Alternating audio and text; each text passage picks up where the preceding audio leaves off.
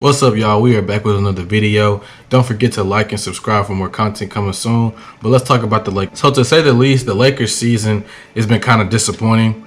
They've been losing a lot, albeit they do have injuries they're dealing with. Dennis Schroeder's also on health and safety protocols. But the main thing is LeBron and AD, they've missed a whole bunch of time in the recent months.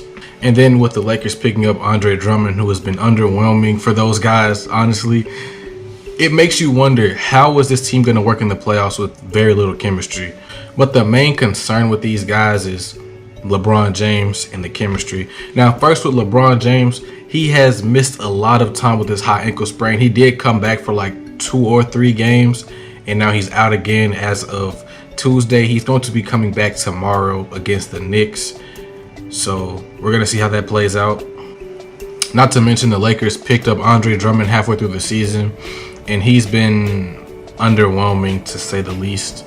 Lakers fans, they don't really like him like that, because one possession he'll do something very good, and then for the next 5 to 10 minutes he'll be a complete liability on both sides. Now, my impression on the Andre Drummond thing is, how is he going to affect AD? Because he can't shoot, and he's good for rebounds, but rebounding isn't that valuable this year, or in this era of basketball, I should say. And all this ties into the point I'm going to make now is, how is their chemistry going to work? So the Lakers, they've played about maybe like 2 to 3 months without Anthony Davis and LeBron. I don't know how long it was. I'm just saying 2 or 3 months for an example, but they've played a long time without both of their stars, and they've only played with Andre Drummond, who was a third star, we could say. But my thing is, they've gotten used to playing without those guys, that you don't know how they're going to mesh with those guys on the court, all 3 of those guys. And basically what I'm saying is, Kyle Kuzma, he's used to taking all of these shots now, 10, 12, 13, 14, 20 plus shots in the game. He was doing that for a while. He'd have a hot night, then very cold, mostly cold, but that's besides the point.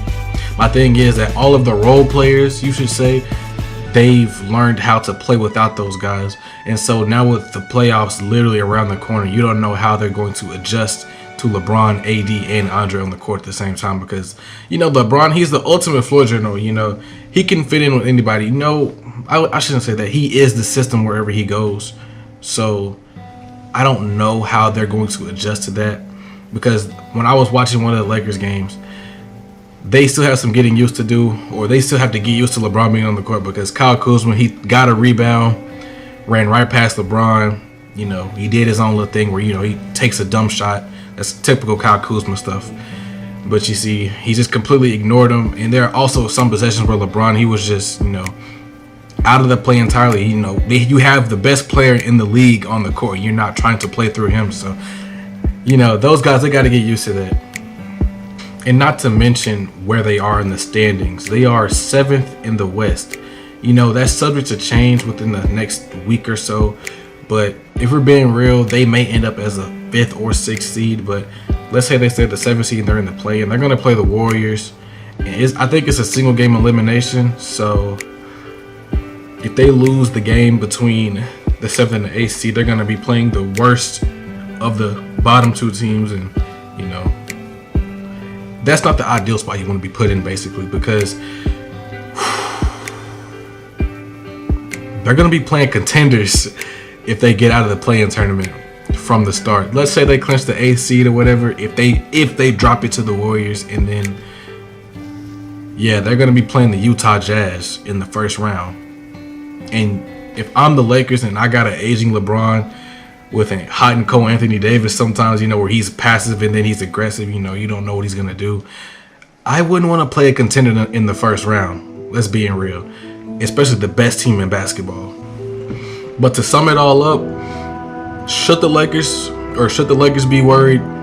Yes, it's time to panic, but I wouldn't over panic, if that makes any sense, because say LeBron, he said he's feeling amazing right now. Not amazing, but he said he's feeling much better than what he did before when he first came back. So let's say he comes back and he's at least 80 or 85% of what he usually is. That's still 25, 8, and 8 at least. or in the playoffs, you should say 26, 10, and 9, something like that. Something he's going to be doing something in that ballpark. So if LeBron is at least 85% of what he is or what he used to be, then the Lakers, they have a real shot at winning the title. But then again, you can't count out the chemistry. So with the chemistry and how LeBron's going to play, it all depends on LeBron and the role players, to me. Because if LeBron's not healthy, then you're not going anywhere in general. But if the role players don't know their role and they got to get used to the chemistry again, they're at least a second round exit. We're going to be real. But if the Lakers do pull off this championship run and they repeat as champs, then LeBron James is the GOAT.